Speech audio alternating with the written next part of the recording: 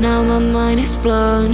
No surprise, guess I should have known. Oh, my mind, now my mind is blown.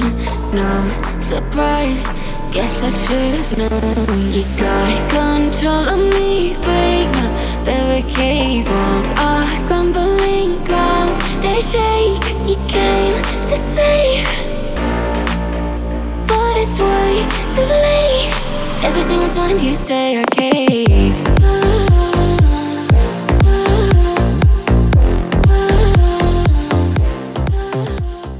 Hello and welcome to another episode of Neurodivergent News, where we are redefining what it means to be neurodivergent.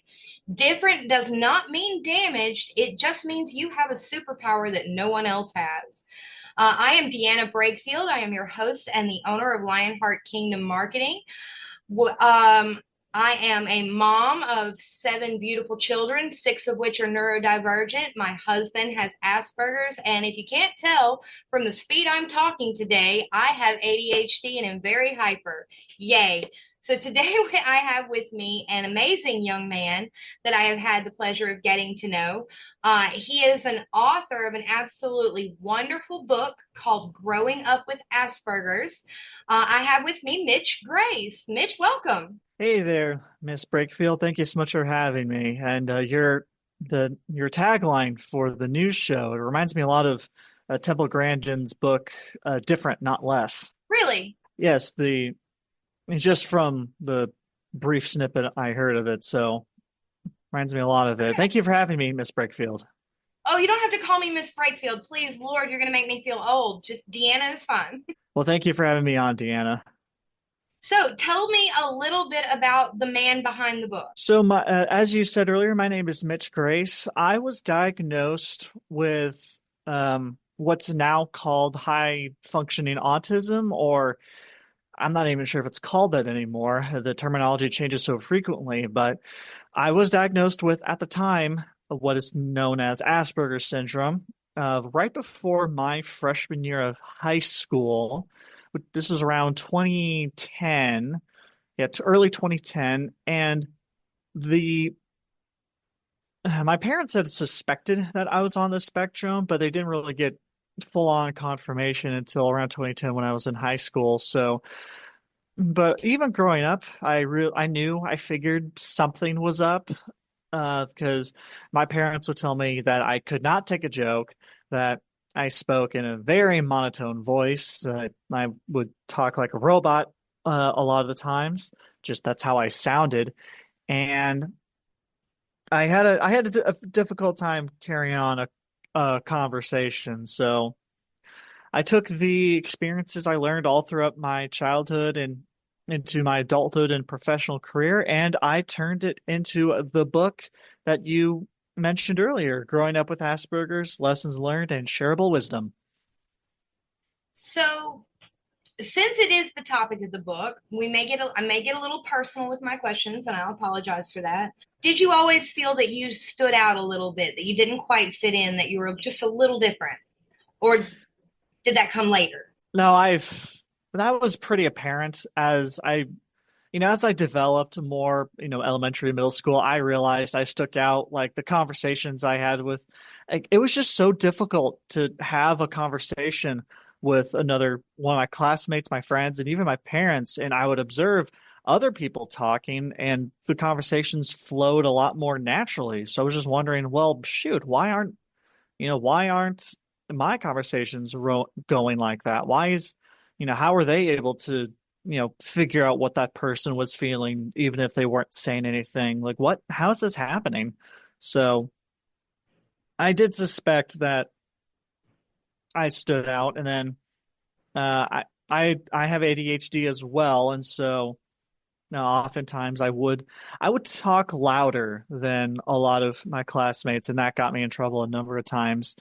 And now, like, I just naturally have a louder voice, or maybe that's due to something else. But yeah, just the inability to understand social cues, and then just my loud and off the walls personality definitely made me stand out. Was there a way that it benefited you? Like, was there a hobby or an interest or something that maybe you had more time to devote to? So in middle school, I started taking theater classes, which, requires you to, have big gestures and to speak loudly so the people in the back can hear you. So I excelled in that. And then as for a hobby, I'm an active participant in my local Toastmasters club. And if you don't know what Toastmasters is, it's a public speaking club. And so I excelled at that due to my already loud and big gestures and rather large personality on top of all of the theater training I had. So, excuse me, I was then able to translate those skills over to public speaking, and that has helped me a lot in pursuing that hobby. You consider public speaking a hobby? Yes, I do. I understand that a lot of people are afraid of public speaking, and I don't blame them. I don't blame them at all. I always get a little bit of stage fright right before I go on to speak, but I enjoy it. I enjoy having a crowd. I enjoy having a lot of people's attention. I love getting feedback on how I do speaking. I've given speeches on a variety of topics, ranging from my favorite late night talk show host, Craig Ferguson, to more personal stories where at one point I was. I had the option to choose between two different grad schools, and I talked about my methodology of how I chose the one I ended up going to, and even more farcical and intentionally exaggerated stories, like the time my dad and I went speedboating in a Cancun mangrove, and the boat crashed, and we almost got eaten by an alligator. So, Okay, now wait a minute. You said that was an exaggerated story. So how much of that was exaggeration, or was that just what you just told us what actually happened? about 95% was exaggerated. My dad and I have gone speedboating in a Cancun mangrove. There are alligators in those waters, but the boat never crashed, and we never had a close encounter with an alligator. But there are parts in Cancun where you can get pretty close to an alligator, whether it be above the water, on the shores, and whatnot. And the locals tell you just kind of keep your distance from them. So when did the public speaking start? Oh, the public speaking, I had to take a public speaking course, a college class. It was required my freshman year of college, and I got an A in it. And so, I've always had that inkling of, well, if I can't do theater full time, maybe I can do public speaking. I've always had the desire to be in front of a crowd again. And so, eventually at one point in my professional career, I've discovered that I could actually take extended lunches on certain days. And so I just Googled, Toastmasters club near me, and a few popped up. And so I narrowed down one to visit, and then I visited them, and that was over 2 years ago. And I've been a active participant ever since. So it sounds like public speaking really gave you that avenue into being a social person and learning those skills that you always felt deficit in. It certainly helped enhance what I'd previously learned. Because in Toastmasters, they teach you volume control, they teach you tone, they teach you pacing, gestures, and they teach you like how to say certain things to make more impact on what you're saying. Like if you pause in a specific part of your sentence, then whatever you're saying can have more of an impact and whatnot. So the little nuances like that I've learned at Toastmasters have really helped me in my personal and professional careers. So, skipping ahead a little bit, you you told us you went to college. What specifically did you go for? So I originally wanted to go into business, specifically advertising, because what always fascinated me about advertising is how different countries advertise to their consumer base. And so, like for example, Japan was one I really wanted to do a study abroad in Japan to figure out how they advertise to their consumer bases, because it's a lot more in your face and animated and whatnot. And I figured, hey, we could take some of that and translate it over to the U.S. consumer base. That dream ended the instant I took a business math class. and I took my first test and I got an 8 on it.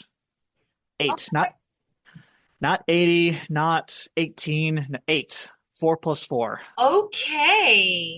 Yes. And so the professor, I do remember the professor said at the beginning of the class, hey, this is a business weed out class, and I got weeded out. So eventually I changed my majors a few times, but I ended up sticking with and got my bachelor's and master's in public administration, which is with the goal of being a city manager, because I had a professor at one of my colleges who I really got to, I got to pick their brain, and it, because they were city managers and before they became professors, and so this person had a wealth of knowledge and so many stories to tell, and so I just fell in love with the career path, and then I had a few internships with the working for my local governments and whatnot, and I just fell in love with it, and so that was public administration is what I finally settled on wanting to do. Go ahead. You're fine. Uh, yeah, I got accepted into two different master's programs, Hmm. like I mentioned earlier, and I gave a Toastmasters speech about that. And I ended up sticking with the college that I went to where I got my bachelor's because I already knew the staff. I had friends that were already going to be there, and that ended up being a great decision because if I had gone to the other place, even though it was a more, I guess, recognized university, it had a bit more, the public management program had a bit more prestige to it. The one I ended up going with, that was a great decision. Okay. So you finally graduated. What happened next? Oh, then COVID happened. Oh no. Yes, then COVID happened. So I had an internship during the first onset of COVID, visiting each city's department, spending a day with them and getting to learn what they do and whatnot. And I thoroughly enjoyed that, but that came to a close. To a close eventually, and then the pickle I found myself in was that a lot of, if not most of, local, federal, county, state governments, they had to implement hiring freezes because of the pandemic, and so I was unemployed for a significant amount of time, like I want to say 8 months, if not more. So I had to start networking and exploring career fields that I would never have considered otherwise. And then that um, I got I really had to get outside my comfort zone, start networking because that's I wish that's something I had learned a little bit more on in college is networking and knowing where to go and who to talk to and whatnot. And so by trial and error, I did eventually uh, meet someone who was kind enough to extend me a temporary job, which turned into a full-time one. So in a career I never would have considered otherwise, in a career field, excuse me, that I never would have thought of otherwise. So it's by pure circumstance that I'm in the position I'm in now. Do you mind sharing with us where you ended up? Yes, I am now the chief of staff of a oil and gas brokerage and a real estate capital company. The two companies have the same CEO, and I work directly for the CEO. So That is a huge jump from where you intended to land. it is, yeah, from city management to oil and gas and real estate capital. If you could find a connection between those three fields, you're a smarter person than I am because I sure can't. I'm not even going to try, but it sounds like it's been an interesting ride. It has been. It has been. I've learned a lot about myself, about what I'm capable of, and the both industries that I'm working in. So it's definitely been beneficial for sure. So, at what point did you decide to write a book? So I had always wanted to write a book of some sort, whether it be nonfiction or fiction. I had a lot of fiction ideas, but I could never really quite pin them down. And then I met someone at a previous job who's I'm going to name drop here. his name is Jeff Savage, and he has his own book out called Savage Resilience, and it talks about his experience running all sorts of marathons and whatnot. And he just ran the Berlin Marathon not too long ago, and his story is incredible. And then he published his book, and then at one point I met him for lunch, or maybe it was dinner. I think it was dinner. Yeah, it was dinner. It was a early dinner though. And then I asked him, it's like, hey, so, tell me about the publishing of your book. And so he told me what he did and who he did it with and the process he did it with. And he asked me, he's like, do you have a book you're wanting to publish? And I said, yeah, I had a few ideas. And so we discussed the ones back and forth. And then eventually I just told him about how, I had this very faint idea about, hey, I'm someone on the spectrum, and I have a lot of it. I've learned a lot throughout my life, and I have a lot of advice I could bestow to people on the spectrum, my age, younger or older.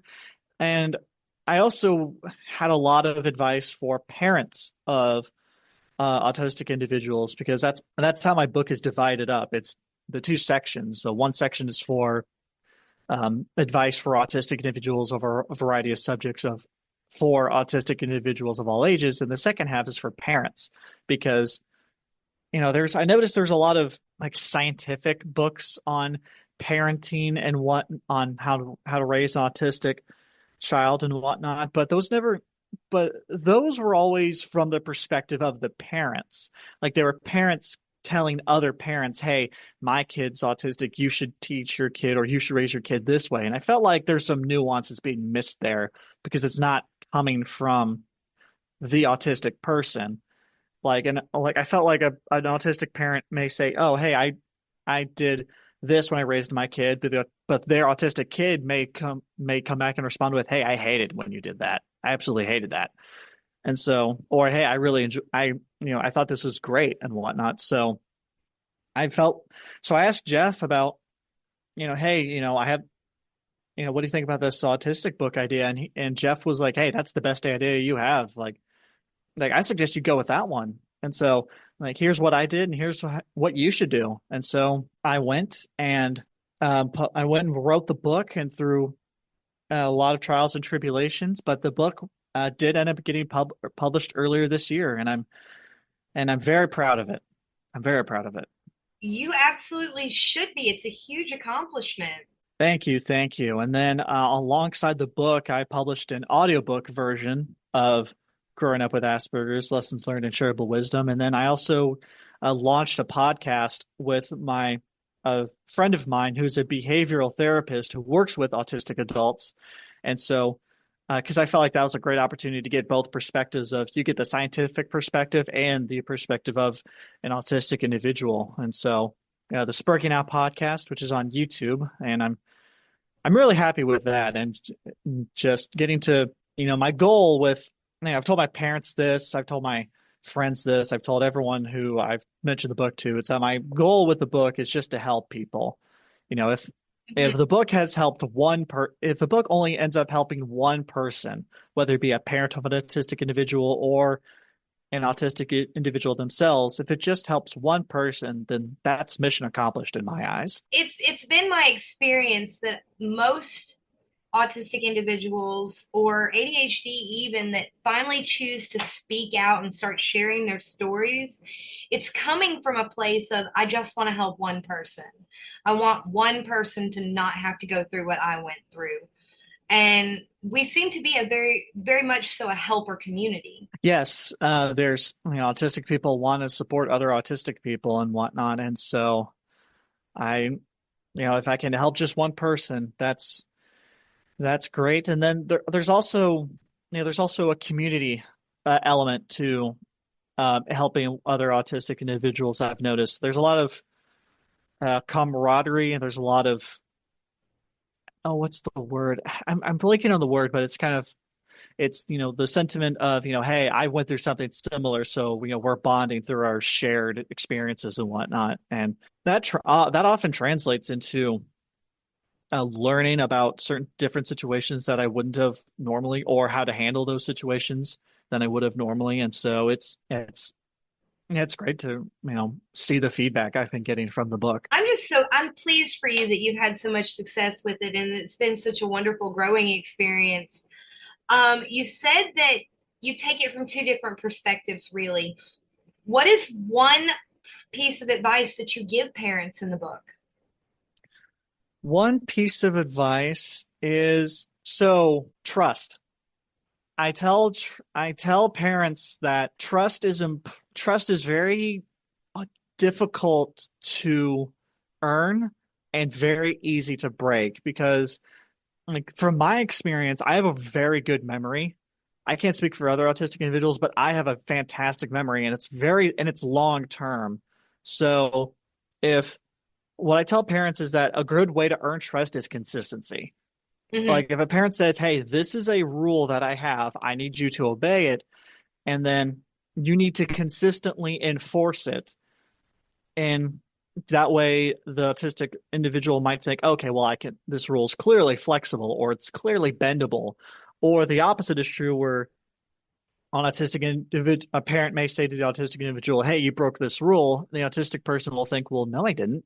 Based on what you've based on what you've described to me, I didn't break this rule." And so in the autistic person's mind, that may think, well, okay, this parent has a very loose definition of what this rule they want to be. I'm not sure if I can trust them. Or I could be doing something normally, but they may perceive it as not so. So be consistent being consistent is a great way to earn trust. Also heard as you were saying that essentially you also have to be very, very clear about communication. One of my older children, he's autistic, and I know the biggest problem that we have had with rules, you just touched on it. And he didn't think that I was consistent in the way that I was applying the rules with him. And it would make him so angry and communication would just break down completely. But you have to just continue to reinforce that no, this is what I intended. If you misunderstood that, I apologize for that, but this is where we need to be moving forward. Did that work for you? Or was that a very unclear question and my ADHD just bit me? Um, I mean, yeah, consistency is key because the clear communication and I mean, it's not, how do I put this? I mean, it depends on the rule, but if there are instances where you can be a bit flexible on it, then yeah, you should tell your autistic child that it's like, hey, in some instances this rule doesn't apply to this situation. It's sometimes, normally it doesn't, but in this instance it does. And so, I would say like in those situations where it has to be a bit flexible, I would make it a point to tell the autistic child ahead of time where it's like, hey, I know I previously said this, but this is a situation, a very rare situation where it is going to apply, or hey, this rule does not apply, and you don't have to worry about it. And so, because I mean, that's real life. I mean, in your professional world, things aren't going to be, black and white oftentimes. Sometimes they are, but oftentimes, you have to be a bit flexible. There's a lot of gray areas in there. And so, introducing to your autistic child that hey, there is a little, I'm black and white on the enforcement, but there are some gray instances where maybe I won't or maybe I will because of this situation or circumstance. Illustrating that um can really help the autistic child, kind of process and internalize, oh, okay, I need to be a bit flexible in this in certain situations. So, am I hearing you correctly that it sounds like you're saying with an autistic child, a lot of it's in the preparation, preparing them for what could happen? Yes, because in my personal experience, because autistic people, I mean, I'm only speaking for myself, but minor changes, especially growing up, they tend to, I'm not going to say I have a knee-jerk reaction to them, but it's like, okay, I didn't see this coming. I can't, what I thought was the plan or what I thought was, this was going to be my day or however, that's now being shifted. And it doesn't, and it kind of riles me up. And so, It causes friction.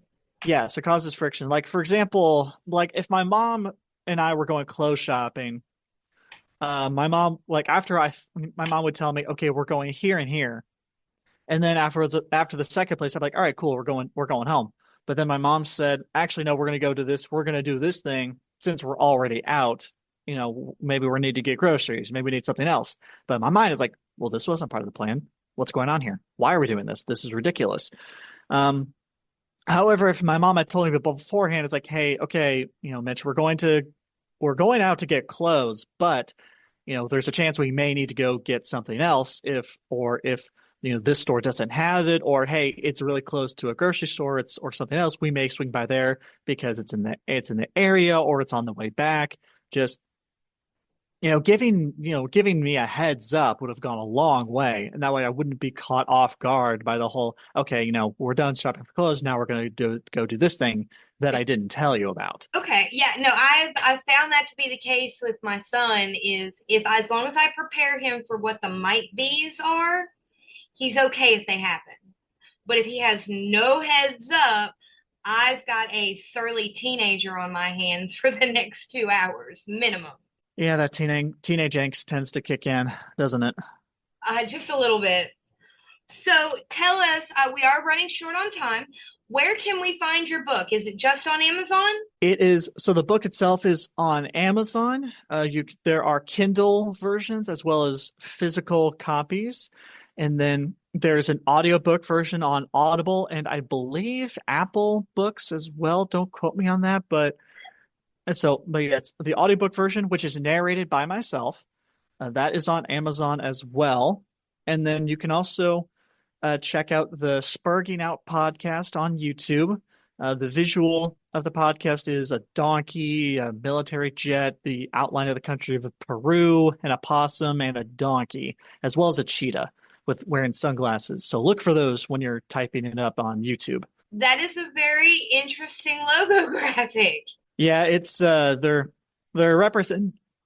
images are representations of some of the people we plan on having on, as well as myself and my co-host.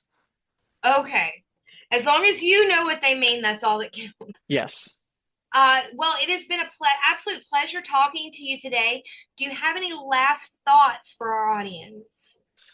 Yes. I would like to read the ending paragraph of Growing Up with Asperger's, if that's okay. Please. Alrighty, thank you very much. So this is on page 248, the very last page, the very last paragraph of the book. And it goes like this. You are not alone. The world is a big place, and it has people just like you with similar issues and struggles. That should be comforting and not discouraging, because if they have those same difficulties, then that means they've overcome those obstacles, which means you can too. That's the great thing about not being alone in this diagnosis. You are not alone, and that's not a bad thing. Powerful words, sir. Powerful words. Thank you very much, Deanna. I appreciate it. Well, it has been an absolute pleasure, and I hope that as you continue to grow and things continue to move for you, that we can have you on again in the future. This has been an absolute pleasure. Ladies and gentlemen, this has been Mitch Grace. All of his social medias and contact information will be available in the podcast blog page, along with a link to his wonderful book, Growing Up with Asperger's. Everybody have a beautiful and glorious day.